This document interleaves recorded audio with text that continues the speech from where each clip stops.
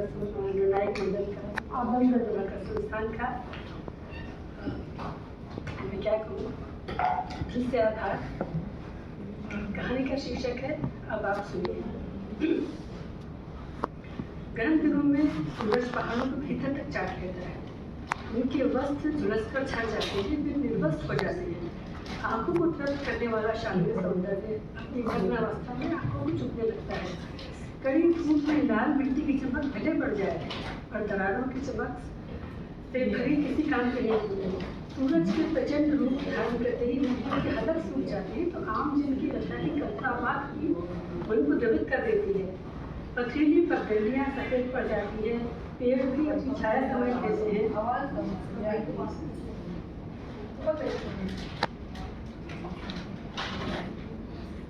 पेड़ भी अपनी थोड़ा आगे बढ़ा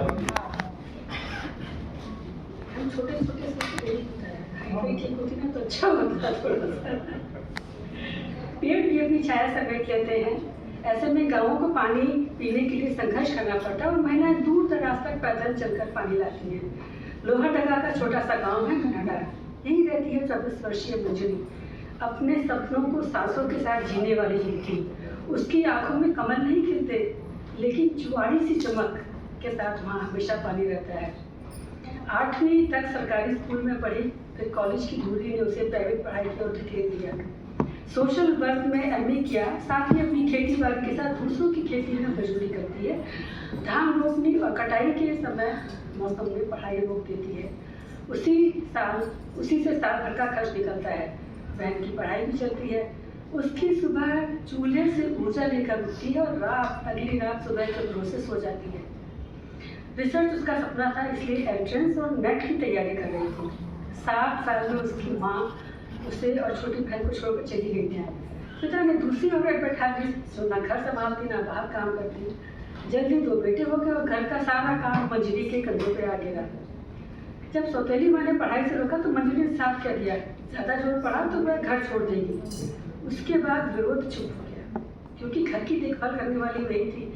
इसी संघर्ष से निपटती मंजरी अपनी सहेली जुलिया के साथ केनों में पानी भरकर लौट रही थी। कुआं उससे दूर था, सूरज अभी सिर पर नहीं था, फिर भी उसकी गर्म सांसें इंसान की गति दोनों को चला रही थी। गर्मी का प्रकोप इतना कि पानी किसी डरे हुए बच्चे की तरह गहराई में सिमटता जा रहा था। यह केवल पानी भरने की यात्रा नहीं, बल्कि रोज रोज प्रकृति से किया जाने वाला मौन संवाद है कि हम अभी टिके हैं, उम्मीद अभी बाकी है। तभी धूल उड़ाती एक गाड़ी पास आकर रुकी। काला चश्मा लगाए जुत्ती उतरी। क्या मैं आपसे बात कर सकती हूँ? मगर हम तो आपको नहीं जानते। मेरा नाम नमिता है, आदिवासी महिलाओं पर सर्वे कर रही हूँ। आपकी मदद चाहिए। गांव की अन्य महिलाओं से बात कर रही है। घर पास ही है दीदी, वहीं चलिए, सबको बुला लूँगी। गाड़ी में बैठी। नहीं दीदी, हमें गाड़ी का आदत नहीं, वैसे भी केन भरे हैं, आप भी पैदल चलिए, वॉकिंग हो जाएगी और टॉकिंग भी।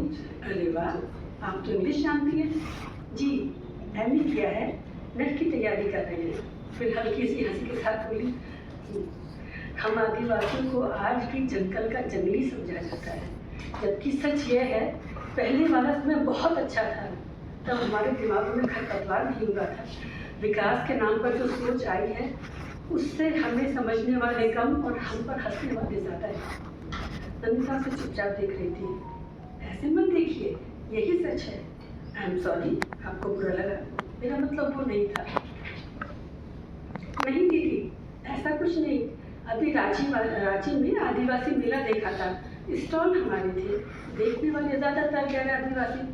हम बारिश से बचने के लिए पत्तों से घुंघू और चुकड़ू बनाते हैं, टोपी जैसी कैप। लोग उन्हें पहनकर सेल्फी लेते, हंसते।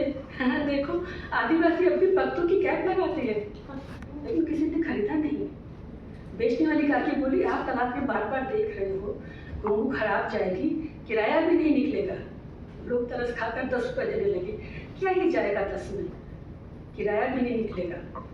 दुख हुआ दीदी, हम आज भी जंगलों पर निर्भर हैं, खाने से लेकर घर तक। उन्हीं जंगलों को काट कर शहर बढ़ते हैं और हम पर हंसा जाता है।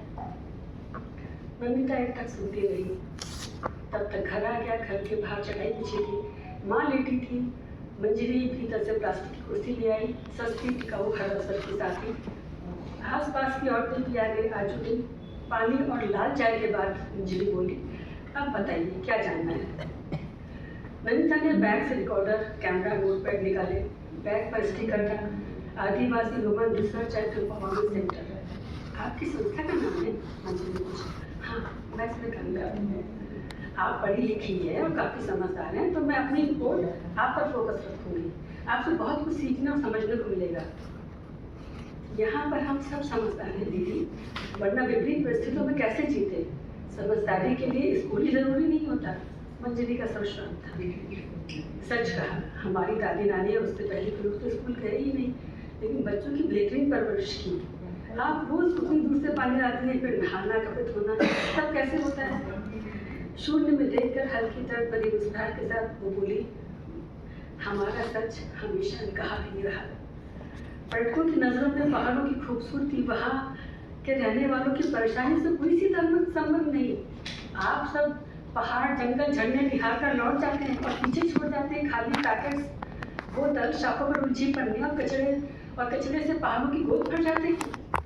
गर्मी शुरू होते ही हम लोग बूंद बूंद को तरस जाते हैं। जानती हैं आप, सरकार ने पानी सप्लाई के लिए हमारे गांव में 2 नल लगवाए थे, लेकिन गर्मी की आफत ही वो रसातल में चले जाते हैं।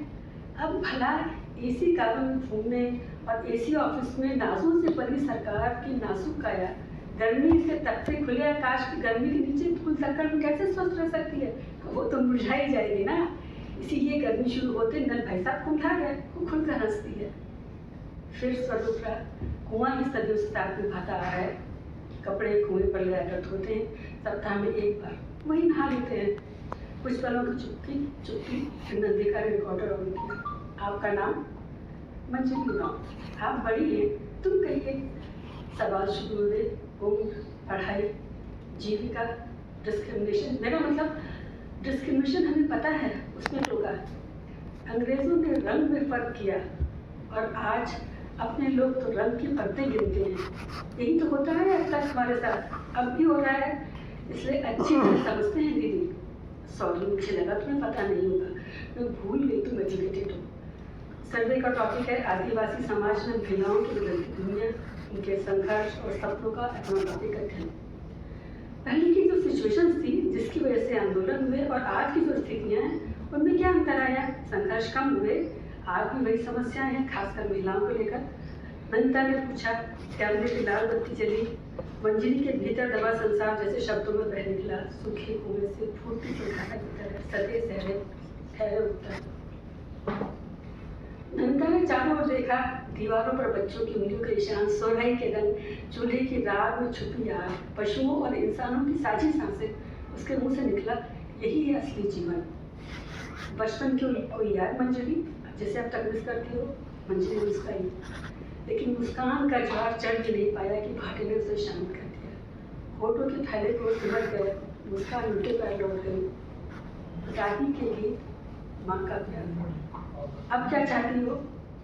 मंजरी की नजर जंगल पर टिक गई। मैना डार का हर बच्चा पढ़े और हमारे जंगल जिंदा रहे। और शादी? जब जंगल बचेगा, बच्चे पढ़ेंगे, तब सोचूंगी। नंदिता को समझ में आया कि यह सर्वे आंकड़ों का नहीं बल्कि भावनाओं और दर्दों की भरती पीड़ा का दस्तावेज बनने जा रहा है। उसने अन्य महिलाओं से बात की। वहाँ के घरों, छप्परों, गाय भैंसों, बर्तन, बकरी, मिट्टी की मोटी दीवारें, जीवन के हर वर्ग को कैमरे में आंखों में बताया। इंसानी आंखों की स्मृतियाँ विस्मृत हो जाती हैं, धुंधली पड़ जाती है, लेकिन कैमरे की आंख पर आंख मूंद कर भरोसा किया जा सकता है। इसके बाद कभी चूल्हे के आगे, कभी कुएं के पास, कभी जंगल घूमते हुए रिकॉर्डर की लाल बत्ती जलती, सवालों की झड़ी लगती, उत्तरों की बरखा में तरफ करती। मेज पर कागज लिख देती। नंदिता की आंखों में मंजरी का चेहरा था। उसने लिखा, आदिवासी महिलाएं आंकड़े नहीं, अपने समय की सबसे बड़ी कमाई है। वैसे सभी अपने समय की गवाही देते हैं। चित्र पर फिर पन्ने पर नाम उभरा, कुसुम मंजरी ब्रैकेट में।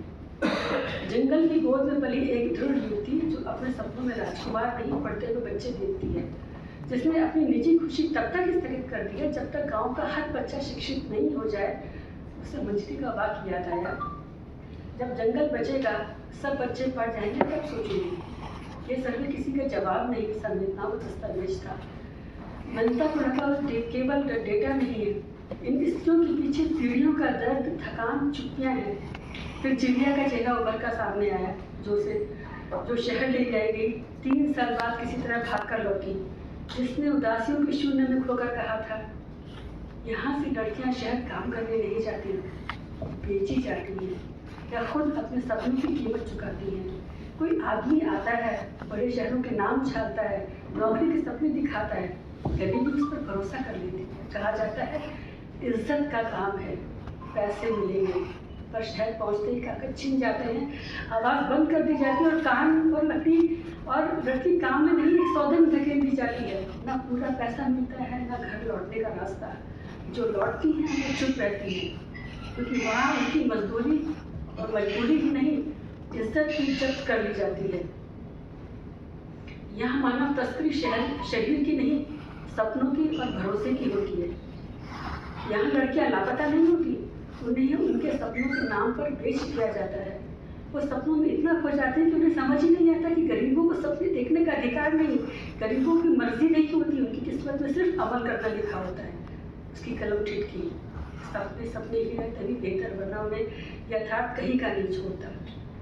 नंदिता को याद आया, कितने पूछे स्वर में उसकी आंखों में तैरते आंसू थे, उसने कहा था, दीदी जी, हम लड़कियां शहर नहीं जाती, हमें हमारी गरीबी चंद खुशियों की आस ले जाती है, और इज्जत का कोई रसीदी टिकट नहीं मिलता। बिना रसीद के जीवन ठप्पों का खेल बन जाता है। मैं सपनों के साथ उड़ती हुई गई थी और वापस आई आंसुओं की बारिश में भीगती थी, लेकिन मैं कमज़ोर नहीं हूँ, ना तो मेरी ज़िंदगी रुकेगी, ना मैं सपने देखना बंद करूँगी। आदिवासी हार नहीं मानते। उसने एक स्लाइड पर लिखा, कर्मी जिलिया ब्रैकेट में, और जिलिया भी कोष्ठक में बंद हो गई। नंदिता को लगा उसकी आवाज़ उठानी चाहिए। उसकी आवाज़ कभी उठी ही नहीं, भारी भरकम नहीं, महज चंद रुपयों के लिए उसकी आवाज़ को सखुआ के नीचे दबा दिया गया। चंद सिक्कों की बारिश में उसे रुगड़ा की तरह फूट कर निकलने के लिए मजबूर किया जाने लगा, जिससे ऊंचे दाम मिले। उसे लगा ये सर्वे केवल डेटा पर नहीं है, अगर वह इन स्थितियों की आवाज़, उनके सपने और उनका जीवन जो कहते हो दर्ज कर सके तो कितना अच्छा होगा। लेकिन उस संस्था की पॉलिसी याद आ गई, क्योंकि लोग समाज की तरफ से पहचान में छुपाते हैं। नंदिता कई दिनों तक मैदान और उसके आसपास गांव में जाती रही। एक शाम मंजरी के घर देर तक रुकी। सखुआ और कटहल के पेड़ के बीच जगह से भागने लगी। तस्वीर खींचते हुए बोली, परफेक्ट केस स्टडी पिक्चर। घर कितना सुंदर लग रहा है, मंजरी ने कहा। बैकग्राउंड क्रॉप कर दूंगी, अच्छा नहीं लग रहा, चेहरा काफी है। रात को मंजरी सखुआ के पेड़ के पास गई, जिसे प्यार से वो जीवन कहती थी। माँ ने बताया था पेड़ बोलते हैं, बातें सुनते हैं, कभी उनसे मन की बात करती थी। जब माँ छोड़कर चली गई तो सामने वाला वही पेड़, सखुआ का पेड़, उसकी माई हो गया। बचपन से अपना सुख दुख उसी से कहती थी, जिससे लिपट कर रो लेती, उसे लगता माँ से लिपटी है। उसे ऐसी शांति मिलती, भीतर कहीं गहरे तक मन को संतुष्टि देती। आज फिर रोजी माई के पास गई, पेड़ पर मिलिया फेरती हुई बुलाई, माई फूल डाल पर खिलता है, पर पानी तो उसे जड़ से मिलती है ना, बिना जड़ के फूल सूख जाएगा। वैसे ही घर हमारी जड़ है, अगर हमारी पहचान में घर ही ना है तो मेरे चेहरे की क्या पहचान। इसी घर में दुख भी लिए सुख भी, और मेरी पहचान से इस घर को हटा दी जाए तो। हवा जरा तेज चली, पत्ते सरसराए, जैसे सहमति में सरसर हिला रहे हो। फिर तेरे बिना, घर बिना मेरी पहचान क्या, मेरे चेहरे पर कैसे आएगी मुस्कान माई। उसे लगा ऊंची माई की जड़ें से उड़ रही है, उसकी आंखें खुल गई। नंदिता आती रही, नोट्स बनते रहे। एक दिन जब नंदिता आई तो वहाँ सरकारी अफसरों का मजमा लगा था। नाक जोक चल रही थी।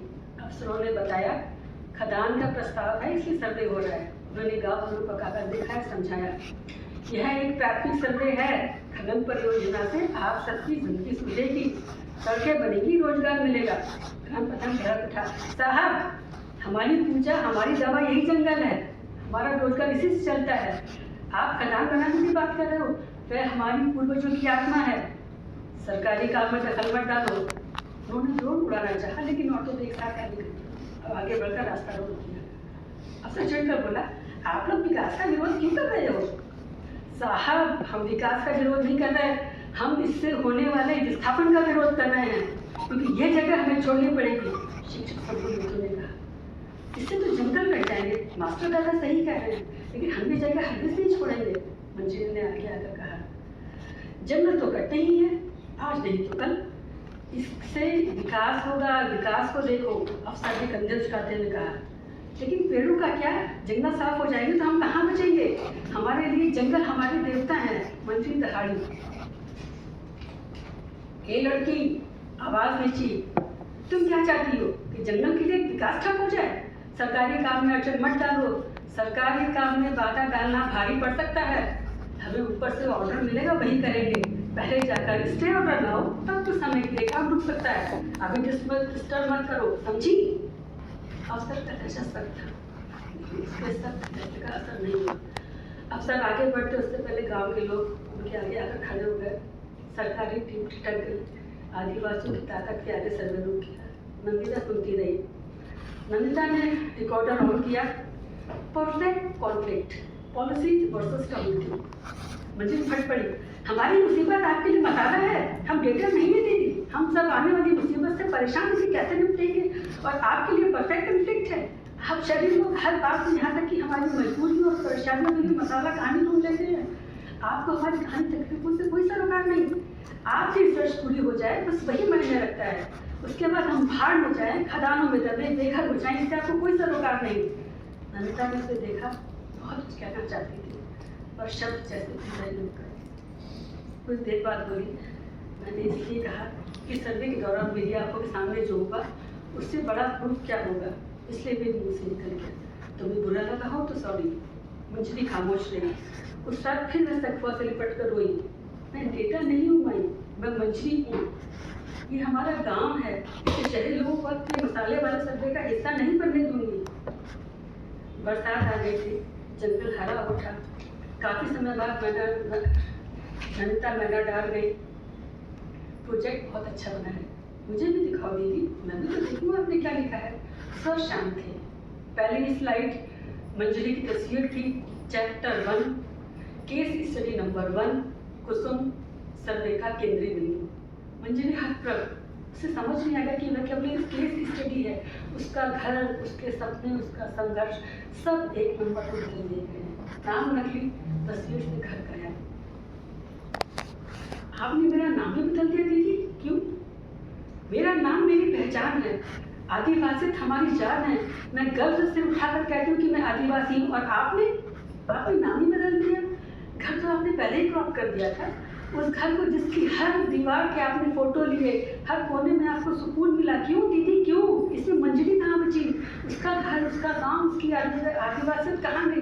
कुछ भी तो नहीं रहा। हाँ, आपका प्रेजेंटेशन जरूर शानदार था। हो गया ना दीदी, बोलो, जवाब दो। जिस सर्वे में नाम तक सच्चे ना हो, उनका क्या भरोसा? नंदिता ने बचाव किया। Ethics, privacy. मंजरी के चेहरे पर किया। प्राइवेसी? आप सबको जंगल दिखाते हैं, चप्पे चप्पे पर घूमते हैं, घरों में घुसकर तस्वीरें लेते हैं, यहाँ कर एंजॉय करते हैं, स्टेटस बनाते हैं, और दर्दों पर पर्दा डाल देते हो। झुर्रियों वाली बूढ़ी झुकी दादी की फोटो खींचते वक्त प्राइवेसी नहीं होती? लेकिन दीदी, हमारा एथिक्स है नाम के साथ, स्वाभिमान के साथ जीना। हमारा एथिक्स छुपाना नहीं, सच बोलना है। छोटा सा कमरा, भारी भरकम खामोशी। नंदिता के चेहरे पर अपराध बोध के देखा। मंत्री ने कहा, मुझे रिकॉर्डर दो दीदी, इस बार मैं आपके प्रश्नों का जवाब नहीं दूंगी। आज मेरे कुछ प्रश्न हैं आपसे, आपके समाज से। आज मैं अपनी बात करूंगी, मैं बोलूंगी, आप सुनो। रिकॉर्डर की लाल बत्ती जली। आप शहरी आदिवासियों से वास्तव में सहानुभूति नहीं करते। हमें समझना आपके लिए कभी जरूरी ही नहीं रहा। बस हम पर लिखकर आप नाम कमाना जानते हैं। आप सोशल मीडिया पर हमारी तस्वीरें साझा कर अपनी संवेदनशीलता का दिखावा करते हैं, और फिर हंसकर कहते हैं ये है आदिवासी। आप अपने प्रोजेक्ट पूरे करने के लिए हमारा नाम, हमारा जीवन, हमारा संघर्ष इस्तेमाल करते हैं। हमें क्या मिलता है? केस स्टडी नंबर 1 और एक नकली नाम। हमारा गांव आपके लिए सिर्फ लोकेशन है, लेकिन वही हमारे लिए जीवन है। आपको मनोरंजन दिखाई देता है, लेकिन हमारी जरूरतें परेशानियां नहीं। मॉल में खर्च करने को आपके पास रुपए हैं, लेकिन हमारी मेहनत का मोल चुकाने के लिए कहीं 10 रुपए, वो भी भीख की तरह। आप हमारे स्वाभिमान का मान नहीं रखते। आप बार बार घूम लगा कर देखते हैं, शायद हमें जंगली समझकर फोटो तो खूब खींचते हैं, लेकिन उसे खरीदते नहीं। क्यों? एक घुंघरू बनाने में 1000 पत्ते तक लगते हैं, पता है आपको? जंगल से पत्ते तोड़ना, उन्हें सुखाना, सहेजना, शहर तक पहुँचाना महीनों की मेहनत है, पर हमें मिलते हैं सिर्फ कुछ सिक्के। कभी मॉल में नुकसान करके देखिए, तब पता चलेगा कि हर्जाना देना पड़ता है उस काफी को। उसकी मेहनत के बदले आप शहरी लोगों ने 10 रुपये तो लगा जैसे कोई भीख दे रहे हैं। आपके लिए 10,000 भी हाथ का मैल है, लेकिन हमारे लिए 10 रुपये भी कीमती है। हम भीख नहीं मांगते, मेहनत करके खाते हैं, अपने हक के लिए लड़ना जानते हैं। संघर्ष हमारे खून में है। बात सख्त जरूर है, पर कहनी है, और ये कोई बेटी नहीं, सीधी बात है। मत आइए हमारी दुनिया में अपनी ऐसी घटिया नजर और सोच के साथ। मनीता के सामने हाथ जोड़ते हुए, हमें किसी प्रोजेक्ट का पार्ट मत बनाइए। आपके केस स्टडी नंबर आपको मुबारक तो दी थी, हमें उसकी जरूरत नहीं। आपने तो हमें जेल का कैदी नंबर 1 बना दिया। हम अपनी दुनिया में खुश थे, हैं और रहेंगे। हमारी दुनिया में आकर हमें परेशान मत कीजिए।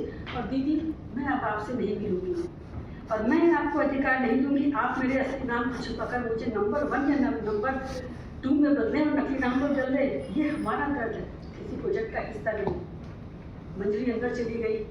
इस बार नमिता के हाथ में नोटबुक पेन के साथ आंखों में आंसू भी थे। उसके मुंह से निकला, मैं गलत थी। तुम्हारी आवाज़ मेरी स्क्रिप्ट, मेरे प्रोजेक्ट से बड़ी है। मंजरी, तुम सही हो, मैं कोशिश करूँगी चीज़ें बदलने की। प्रेजेंटेशन का दिन आया, हॉल भरा हुआ था, स्लाइड्स तैयार थी। उसने कहा, आज मेरा प्रेजेंटेशन अलग होगा। कुछ बातें हमारे सीनियर को असहज लग सकती हैं। मेरी सिस्टम से रिक्वेस्ट है कि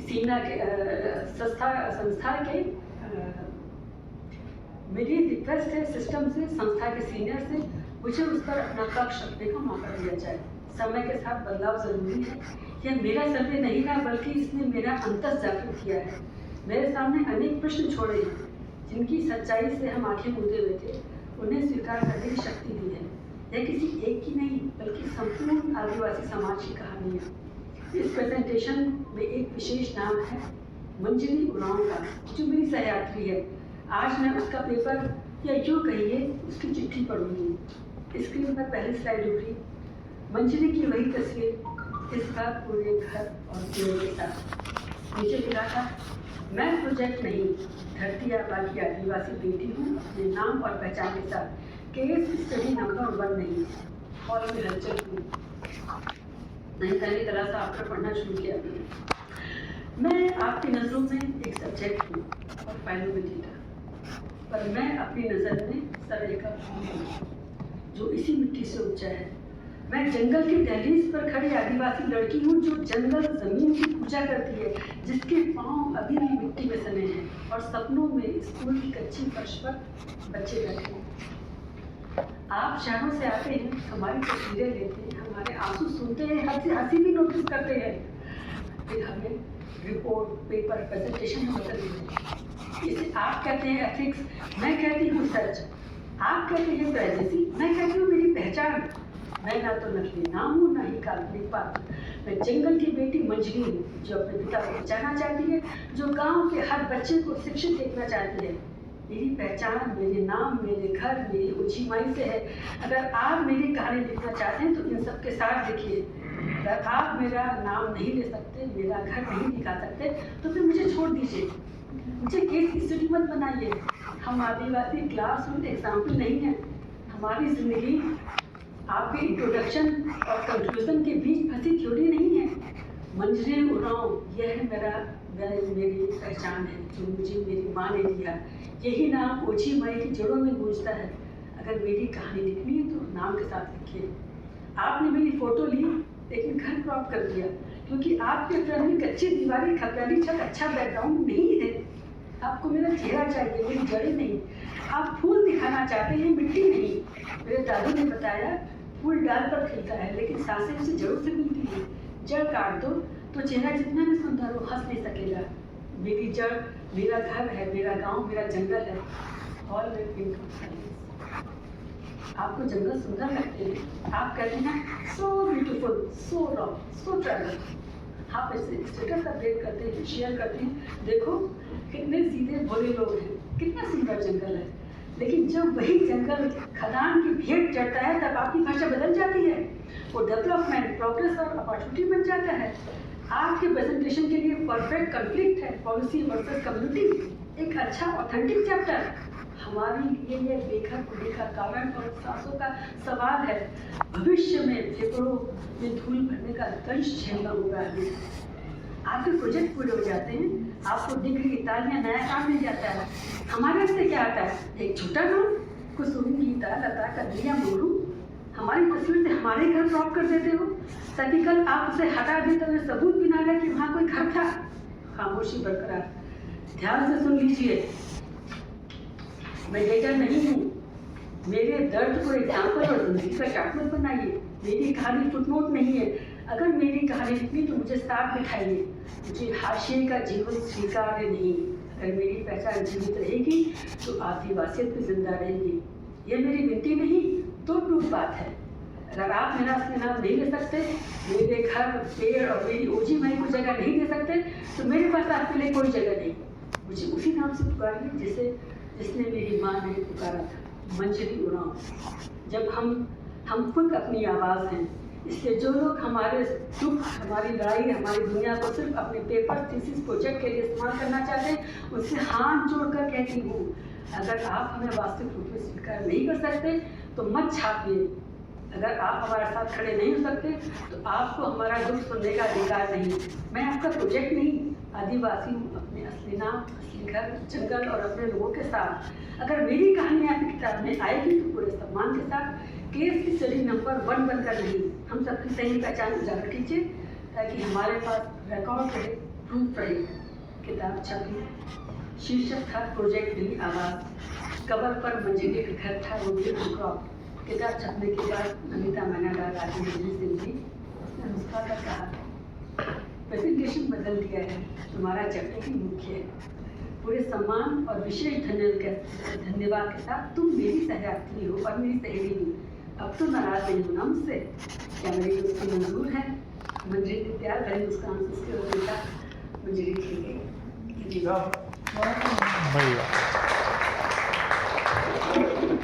बहुत बहुत अच्छी बधाई आपको। और ये भी एक बात है कि मैं देखता हूँ कि झारखंड में आदिवासी लेखक अपनी दर्द को तो लिखते ही हैं, लेकिन कुछ गैर आदिवासी लेखकों ने भी बहुत अच्छा लिखा है, जिसकी एक उदाहरण आज ही मैं वैसे आती हूँ, वहाँ से नहीं हूँ, मैं यूपी से हूँ, लखनऊ से, लेकिन 17-18 साल से वहीं रह रही हूँ। कुछ और भी रिसर्च कर रही हूँ, तो मैं काफ़ी समय आदिवासी की बहुत इंटीरियर में, गाँवों में, और वो बहुत लगा रहता है जाना। तो वो दर्द जो देखते हैं तो वो बस वही मैं कह रहा था कि गैर आदिवासी लोगों ने भी आदिवासियों के दर्द को बखूबी जो है चित्रण किया है अपने